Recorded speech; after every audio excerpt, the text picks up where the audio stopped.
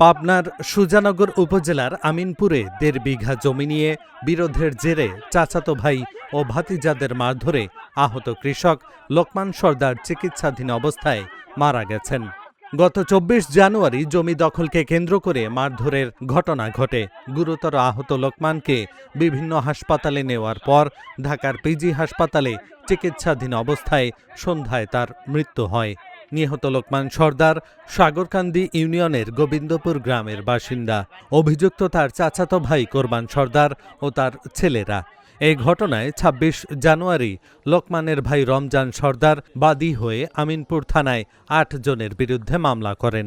লোকমানের মৃত্যুর পর মামলাটি হত্যা মামলায় রূপান্তর করা হবে বলে জানিয়েছে পুলিশ। মৃত্যুর খবর ছড়িয়ে পড়লে অভিযুক্তরা এলাকা ছাড়িয়ে পালিয়ে যায়। এ বিষয়ে আমিনপুর থানার ওসি মাহবুবুর রহমান জানান, ওই ঘটনায় একটি মারামারির মামলা রুজু হয়েছিল।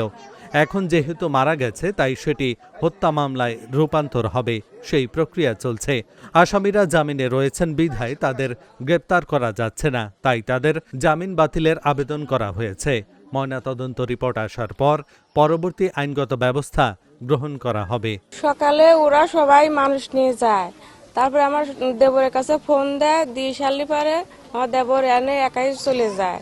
যা সালি পারে যা দেখে কি অনেকগুলি মানুষ বিশ্বাস দিচ্ছে, যার পরে ও খালি টেলারের কাছে গেছে, যাওয়ার পরে মারধর করছে ওর। তারপরে আমার শ্বশুরের সাথে আমি গেছি, যাওয়ার পরে আমার শ্বশুর যাই টপকে গেছে, যাওয়ার পরে ঠাস হয়ে ডাকাই দিয়ে ঠাস করে ফালা দিছে। ফালা দেওয়ার পরে বাড়ি দিছে, দেওয়ার পরে আমি উঠে নিয়ে চলে আসছি। তারপরে হাসপাতালে বাড়িতে পানি ঢালে হাসপাতালে নিয়ে চলে গেছে। আমার ভাইস্তে সজীবকে রীতিমতো ভাবে মারধর করে, সেটা দেখে তার বাবা আমার বড় ভাই লোকমান সর্দার সেখানে আগায় গেলে তাকে মারধর করে।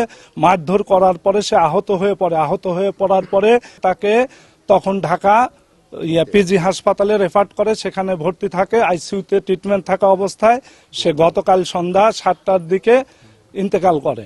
এর বিচার ফাঁসি চাই। এরা করছে কুরমান, রফিকুল, শফিকুল, আওয়ালরা আর এই ভাড়াটিয়া লোকজন নিয়ে, তারপর রাস্তায় টাকা গুনে টাকা ভাগ করে দিছে, রাস্তায় টাকা ভাগ করে দিছে। তো কোরবানগঞ্জ মারধর করার পর আমরা শুনে সেখানে যাই। যাওয়ার পরে আমার এই ভাইও যায়, যে মারা গেছে। উনিও যাওয়ার পরে এক পর্যায়ে সবাই মানে ঘুষে অনেক কিছু ওনার কপাল লাগে উনি পড়ে যায়। পড়ে যাওয়ার পরে কিছুক্ষণ পরে উনি সেন্সলেস হারানোর পরে আমরা ওনার পানি ঢেলে ততক্ষণ বাড়ি নিয়ে আসি। বাড়ি নিয়ে আসার পর কাশীনাথপুর থেকে ইনায়তপুর, এখান থেকে ঢাকা আমরা মানে টোটালটাই আইসিইউতে ছিল।